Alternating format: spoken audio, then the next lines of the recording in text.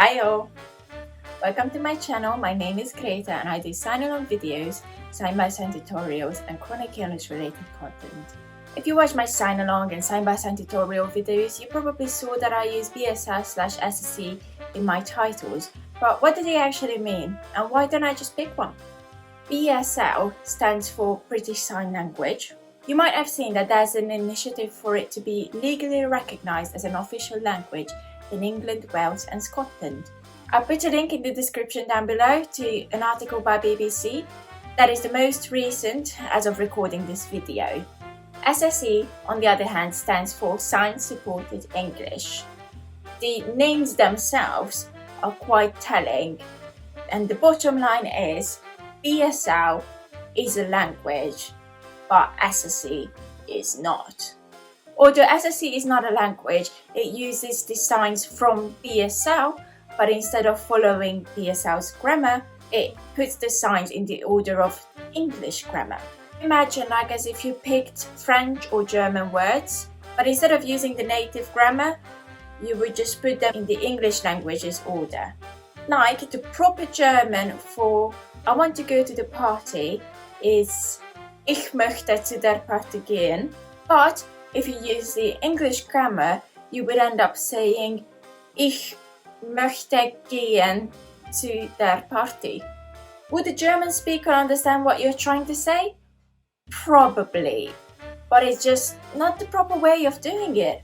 So why not just use BSL? In the case of SSE, it is not as black and white as in German. As while you're signing, you're saying the English words in the correct order according to English grammar. The spoken words and the signed signs support each other to aid communication.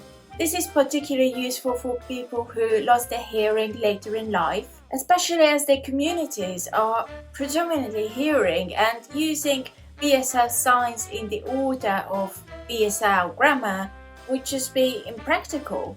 I was born hearing, I was raised hearing, and right now I'm at the stage where I'm not sure what label I should or could use to describe my hearing, so I just avoid labeling it. But what I do know is even with hearing aids, I rely on lip reading, I rely on context and on closed captions in most scenarios. And I know that having that extra meaning brought by signs would be really useful to me personally.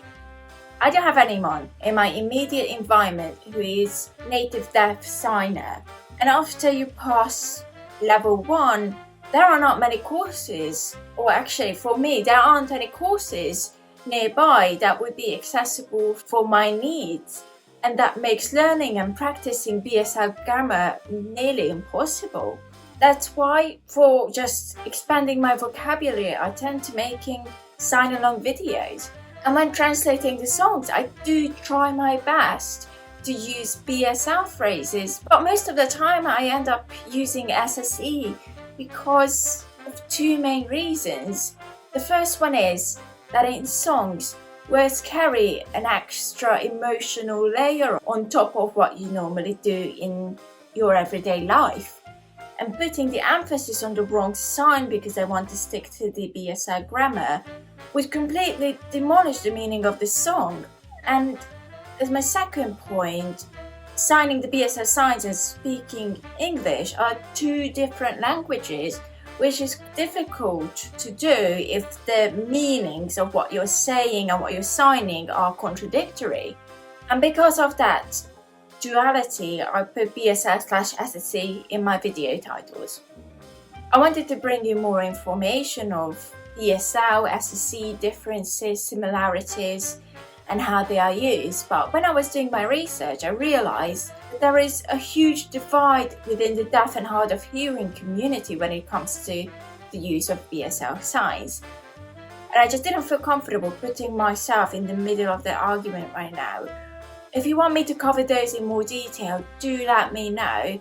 But all I know for sure right now is regardless of your stance, don't let anyone tell you what to do, and just use the BSL signs in the order that helps you engage with the world around you and be able to communicate with your friends and family.